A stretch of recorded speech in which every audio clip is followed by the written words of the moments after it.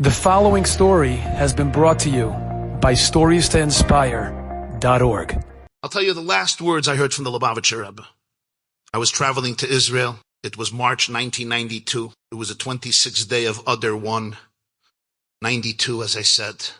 The Rebbe would distribute dollars every Sunday for 6-7 hours to anybody who wanted to come. Jews would come, non-Jews from all walks of life. They have a lot of videos that they show from these encounters. He would give everybody $1 to give to charity and a blessing. And people would sometimes have an exchange with him, a short exchange, because there could be 5, 10, 15, 20,000 people online.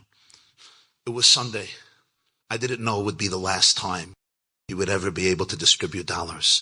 Rebbe was 89 years old. He was turning 90 in a month and a half. And I was online, and in front of me, there was a father. He looked like a French Jew. Did not come from the Chabad community, was not dressed like a Hasidic or even observant Jew. And he was holding a little girl. She was very cute. She seemed to me somewhere between 4 or 5 or 6 years old. And the Rebbe gave him $1, and he gave her $1, and he said to this little girl, French Jewish girl, bracha v'hatzlacha, blessing and success. At which point she shocked everybody in the room as she looked the Rebbe in the eyes, and she said these words, and I heard it with my own mouth. I was right there. I heard it with my own ears, actually. She said it with her own mouth. I heard it with my own ears. She said, in a French accent, but in English, Rebbe of Lubavitch, I love you. With a big smile.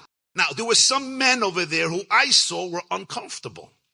That was not usually what somebody, not from the male gender or the female gender, would tell the Rebbe, I love you. But this is what she said. Now, I saw the Rebbe smile many times, but the way I saw him smile that day was absolutely unique. There was like an angelic smile on his face. He was kvelling. And as she was about to move on with her father, he took a second $1. He gave it to her. He looked her straight in the eyes, and he said, this is for your love. Then came my turn. He grew serious. Smile was off. His secretary, Rabbi Groner, told the Rebbe that I was traveling that night to the Holy Land. He gave me $1 and he said, blessings and success. And he gave me a second $1 and he says, Abgeben Avtzdaka in Eretz HaKodesh. Give this for charity in the Holy Land. Those were the last words I heard from my Rebbe. The next day he went to the Montefiore Cemetery in Queens to pray at the resting place of his father-in-law, as he would do twice a week. And there, Monday, around 6 in the evening, he suffered a massive stroke from which he didn't recover. And 2 years later, in June 94, the 3rd of Tammuz, he returned his holy soul to its maker. It was only today when I shared the memory of this story with my wife, she pointed something out to me that I thought was so profound.